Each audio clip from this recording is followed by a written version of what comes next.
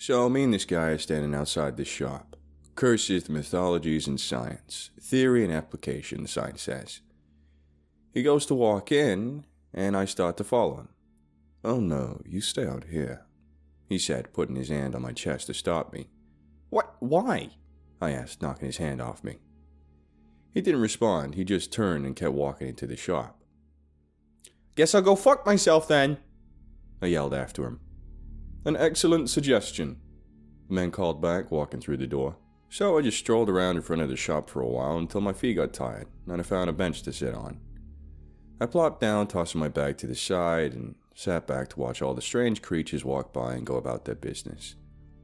I took a little time to appreciate the situation by looking up from the bottom of the canyon at the crisscrossing building-sized stone structures sticking out from the canyon walls, the lights flickering as occupants walked by the windows.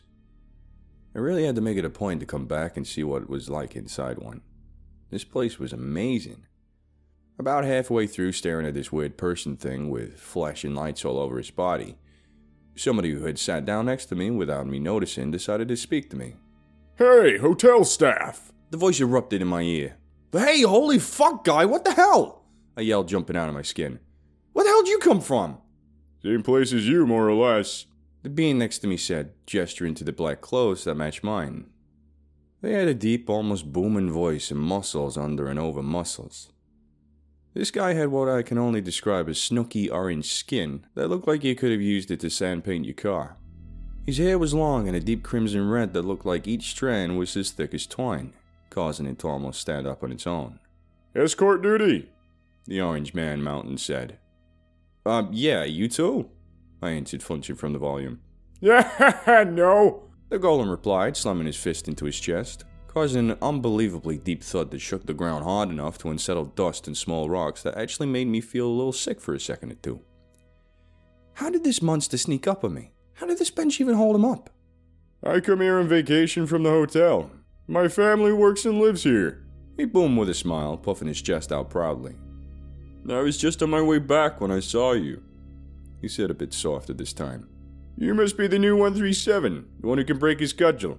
I heard about you and wanted to meet you." "Oh yeah, that's me. How'd you already know about me all the way down here?" I asked. "I just started a couple of days ago when I was in that crazy room for one of them." "Word travels faster than feet in this place, my friend. And someone who can break a cudgel is big news. Especially anyone who Mr. Giggles keeps for so long." "He prefers Mr. Jiggles," I said before thinking of one might come from correcting what just had to be an actual titan sitting next to me. Is that really that big of a deal?" I attempted that diversion. "Oh yes, my friend. It's very exciting news," he bellowed again. "Okay, I started using a thesaurus. Sue me." "You must be very talented. I came to test you for myself before I leave." "Oh, it's very flattering and so wait, what now?" I shouted in the purest terror of what he might have just suggested. "Test me how?" "Challenge you to spar with me," he said proudly, slamming his fist into his chest again even harder, the resultant boom causing a ring of dust to race across the ground in all directions and my vision to blur for a second. This guy is making me physically ill just by pounding his chest, and he wants me to try and fight him? Good God, what fresh hell is this? "Thanks for the offer, Mr. I said. "What did you say your name was?" "Eonin Vort, Dorkstadim, Kurthgawal," he proclaimed, following with his hard chest pound yet again. I think that one might have rattled something loose in my brain, because if you had to ask me my name right then, I probably would have been able to tell you what letter it starts with. As I recovered, I gave talking another try. "Thanks for the offer, Mr. Guy. But I like being alive, and you'd crush me like an empty peanut shell." "Nonsense!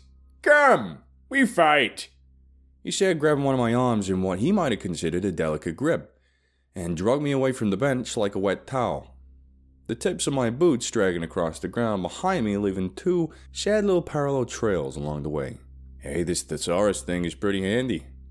"Remember to make your cudgel weapons dull for sparring," he reminded me, as if anything I could produce could penetrate whatever supernatural rhino lining his body was wrapped in under any amount of force I could generate. "Ready, set, go!" He rumbled. He rumbled, raising his own cudgel level with me. And before I knew what was happening, I was already sliding across the ground, a loud metallic ringing sound in my ears. I opened my eyes, looking into the dark cavernous void of the library sky.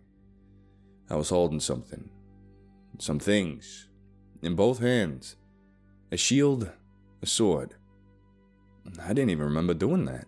I mean, if I didn't, I probably would have been a red stain on the wall across the canyon at that moment. But I still didn't remember doing it. I didn't have time to. It all happened so fast.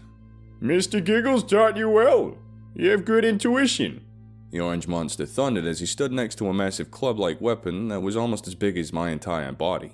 How the hell was he supposed to make that dull for sparring? It was like dropping a bronze statue on someone, dull or not. Alright, fucker, I said under my breath as I stood and came to my senses. What the hell's going on? A voice called out from behind the giant. Can you not behave for 5 minutes? A bluish-skinned woman with grey hair and hotel staff clothing yelled, walking up to the scene. She looked mean, but might put an end to all this for me. What luck. This is the new 137. I was having a sparring match with him, the man exclaimed happily. This changed the woman's attitude immediately. Oh, really?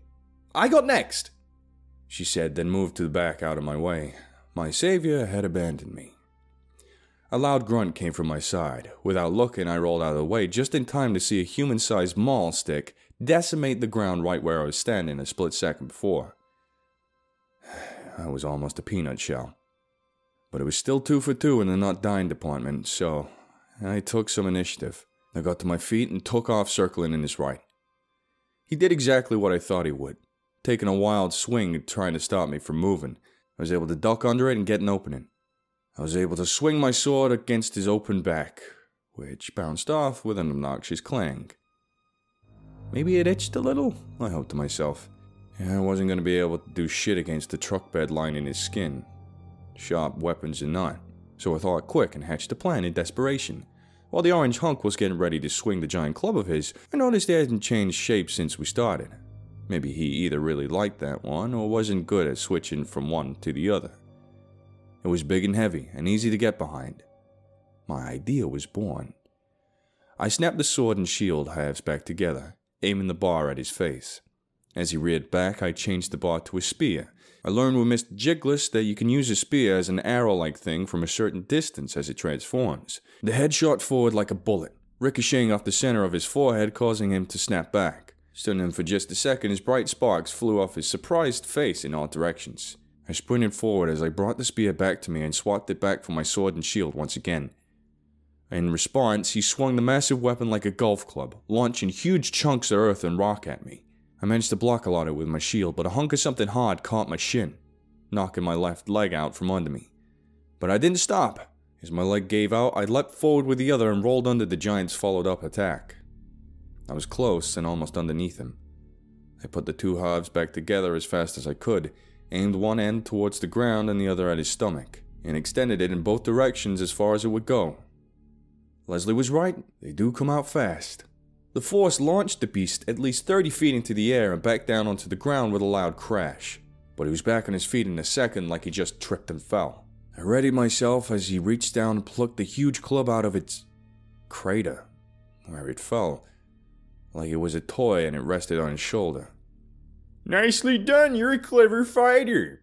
You think fast. Use your weapon in unique ways. He praised me with a chuckle.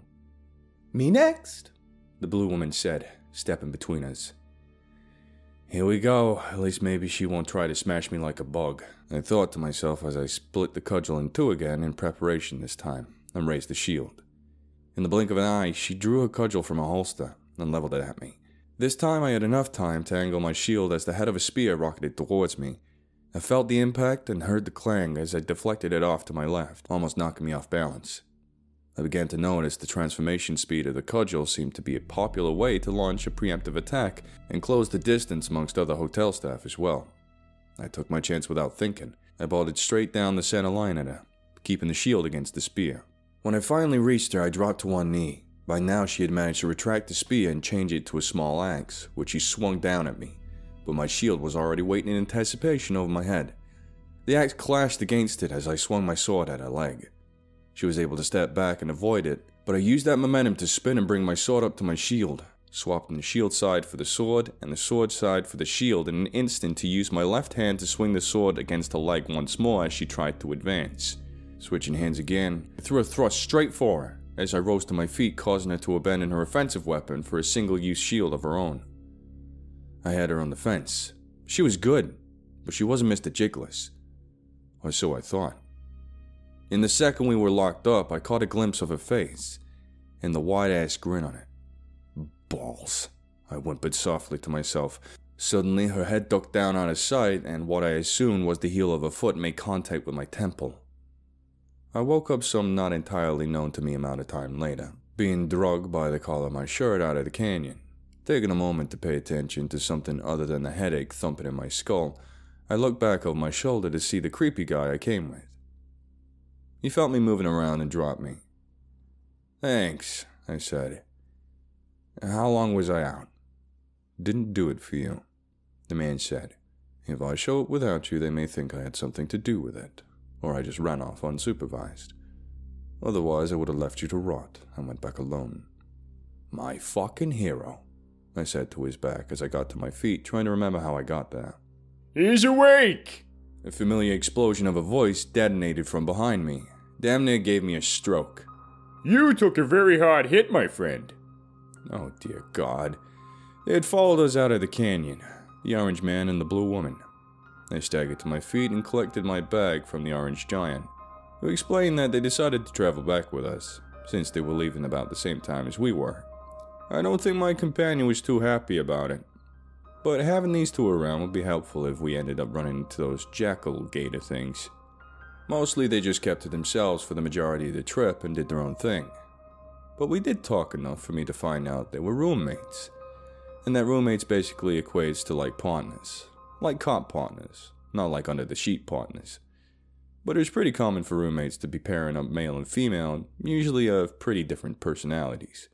The supposed idea being that it made the two more open-minded, and that having two different minds meant that one might notice things or think of solutions the other didn't. And if you live together with your partner, you become really familiar with how they think and act. Let you work together and a lot better under stressful conditions. So they explained. This made me even more excited to get back to Ina and tell about everything. Maybe underplay getting a whole mud hole stamped in my ass by a blue chick half my size though. I took one last look over the endless expanse of the library as the elevator raised us up back to the hotel. This place was insane, don't get me wrong. But it's kind of fucking awesome too when you think about it. Maybe working there won't be so bad after all, I thought to myself as the library vanished from my view.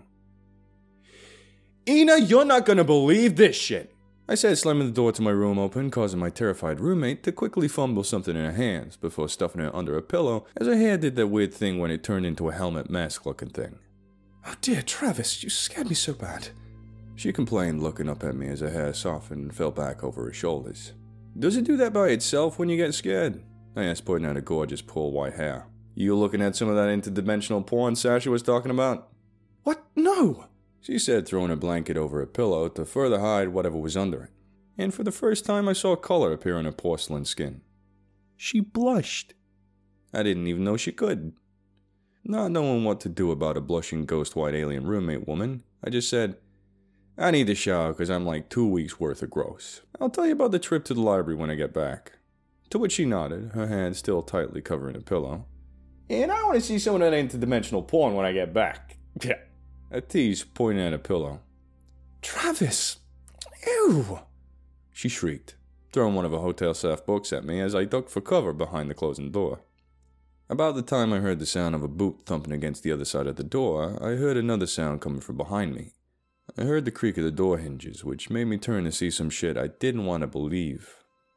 2 heads, one on top of the other, peeking out through the opening at me, wide smiles plastered across their faces. The top one was large with a familiar snooky orange skin and thick red hair. The one on the bottom had blue skin and shiny gray hair. And for the first time I realized who my new neighbors were. "Aw, fucking hell, please tell me you're screwing with me," I moaned, both of them cracking an even wider grin as they shook their heads. "Sorry, chum," the blue broad said mockingly. "We were here first, you know. Looks like you're stuck with us. How's the dome? I can still feel my goddamn heartbeat through my skull, thanks, I snapped at her. The lady who had already kicked the shit out of me once. Not my brightest idea since I got here, I'll admit. On that, she started to open the door the rest of the way, which inspired me to move my ass and hustle down the hallway towards the showers. I peeled off my clothes, they were pretty stank at this point, in the locker kind of area, and slipped into the bathing area, only to run into the mean Sasha chick, butt-ass naked. I slipped on the wet floor and barely managed to catch myself. Ah, shit, sorry! I yelled, covering my eyes. Yeah, you need to get over that. Naked's naked around here, guy or girl or whatever. She said, moving forward a few steps so I could shimmy past her. Yeah, right. I'm just not quite used to seeing this whole setup. I said, scooting by, making sure to stay ass to ass the whole time. I defaulted to urinal etiquette and picked the faucet a few away. I guess she caught me rubbing my head because I started to turn the water on. She spoke. You should get in the hot spring over there. It's special water. It won't grow your arm back or anything, but it's kind of like bathing in aspirin. Oh, cool. Thanks, I replied, twisting the knob back and wandering over to the spring. It really was like a hot spring. I sighed in relief as I lowered myself into the hot water. Hey, you were right, Sasha. This is really nice. Thanks, is exactly what I would have said if it wasn't for halfway through my sentence a massive reptile-skinned monster jumping out from under the water's surface and roaring in my face. It went from a relaxing moment to a chaotic nightmare of water and white foam and screams and kicking feet and flailing arms and probably a little piss if I'm being completely honest. In a panic, I spilled backwards out of the spring, rolling onto the tile floor of the shower area and landing on my back. I looked up at the thing that just burst out of the water at me. It was gasping for air and holding its sides in attempts of laughter, which matched Sasha from behind me. I was under there for like 3 minutes, I think. I almost drowned. Worth it. Sasha's still cackling behind me. I used my feet to slide myself backwards, across the tiles, back up to the shower head. Once my head bumped against the wall, I reached up and turned the nozzle, allowing the water to fall on my body as I laid underneath. As I felt the cold water slowly start to warm up, I mumbled to myself, never mind, I hate this fucking place. I slung the door open to my room and drug my feet as I walked in, slamming the door behind me as I stomped to my bed. I passed Ina, whose hair was unfolding from the helmet mask shape back up into a deer horn looking shape. I had a passing thought at that moment, that maybe helmet meant scared or surprised, hair meant relaxed, and horns meant curious about something like that. I dropped my black and gold WH bag and dove into my bed head first and screamed into my pillow. Oh goodness, Travis, what's the matter? I heard Ina ask as she stood up and walked over to me. The other kids were mean to me, I said, my voice still muffled by the pillow. That's not nice, she said sternly. Do you want me to talk to them? I can make them stop, she offered. No, I answered into my pillow. Partly because that would be the end of my street cred with those people, but also because I could only imagine how bad it would go if she tried to mix it up with that big lizard thing that was in the showers. It looked like the creature in the Black Lagoon's roided out cousin, and Ina looked like she'd get knocked off balance by a strong breeze. I'd rather just take the hit to my pride. Then tell me about your time at the library, she said, pushing my shoulder. You were very excited about it earlier. Now you can tell me.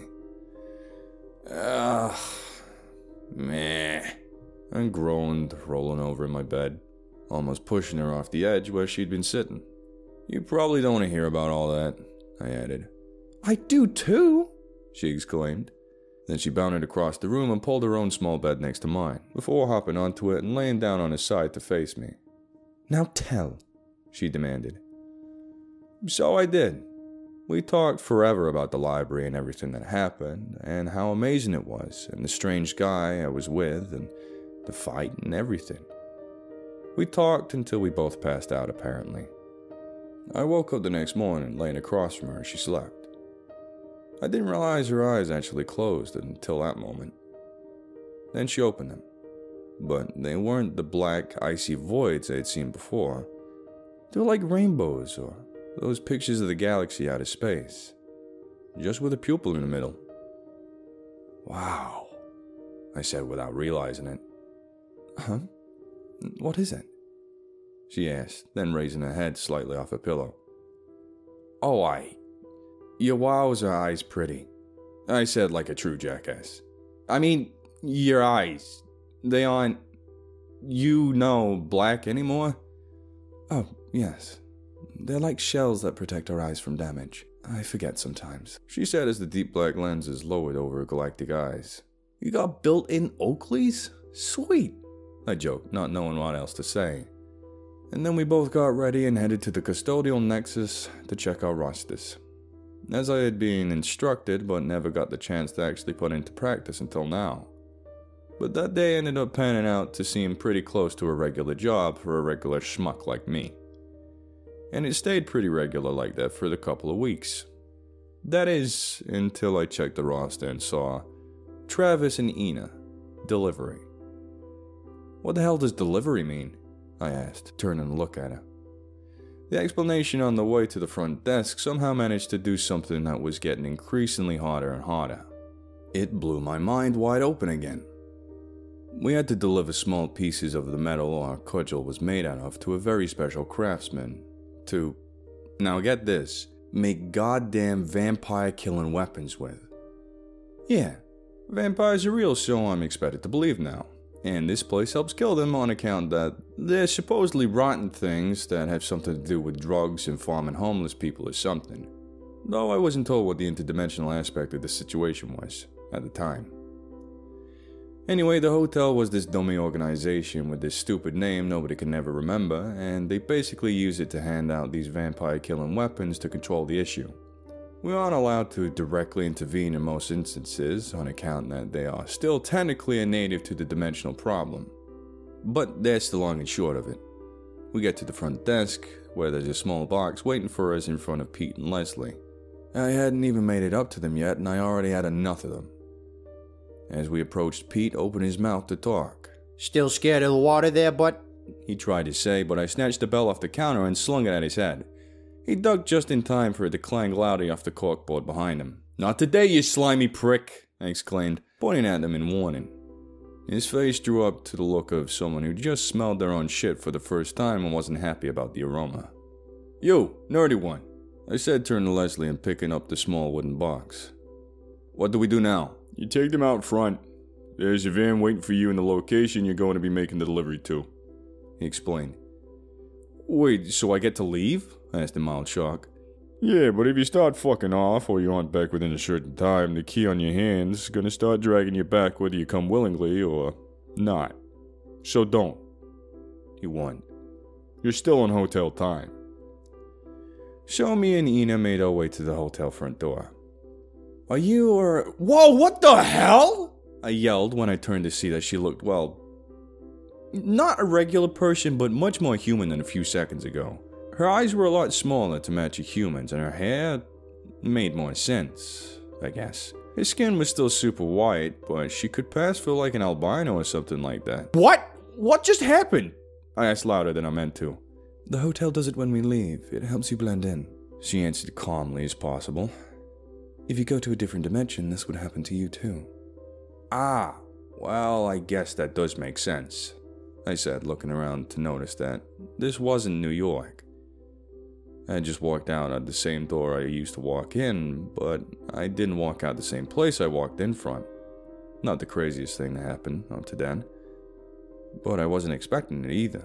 We both climbed into the van, me in the driver's seat and Ina as a passenger. I had the GPS on the dash and the screen lit up. According to it, we were in Birmingham, Alabama. Definitely not New York, I said under my breath. I slid the keys into the ignition and followed the directions. It only took about 20 minutes of driving before we were closing in on a destination. We pulled up to a pretty respectable house on a back road with just a few houses here and there. I parked the van and took the box to the front door, just like I was delivering a pizza, I thought. Once I got to the door, I knocked a few times and waited. Nothing.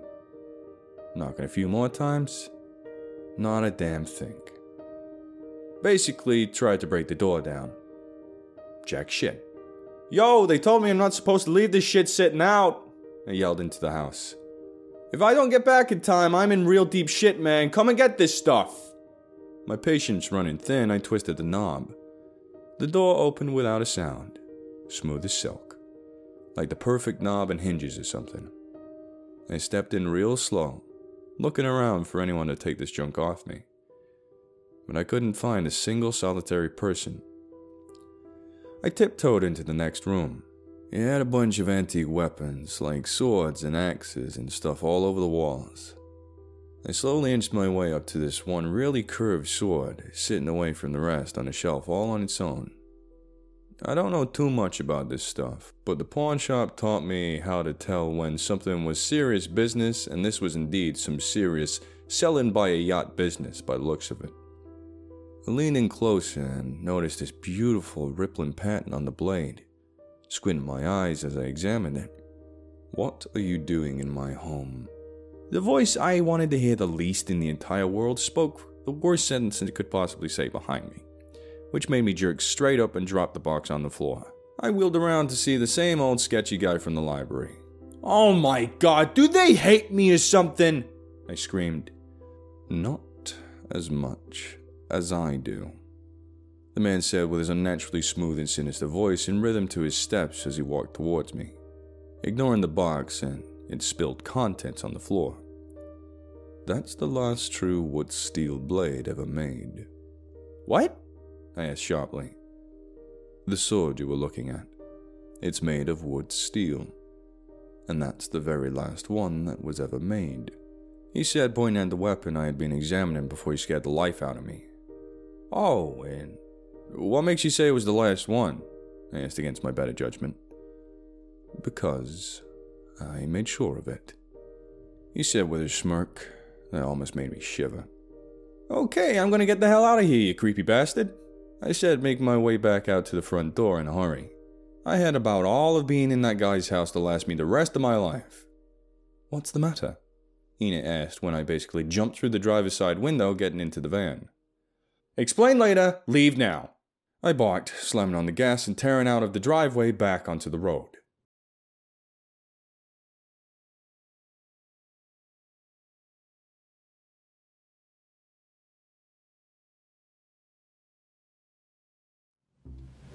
That creature that scared Travis in the hot spring held its breath for 3 minutes. Now to me, that's pretty impressive. I can only hold mine for like 30 seconds. I know, pretty bad.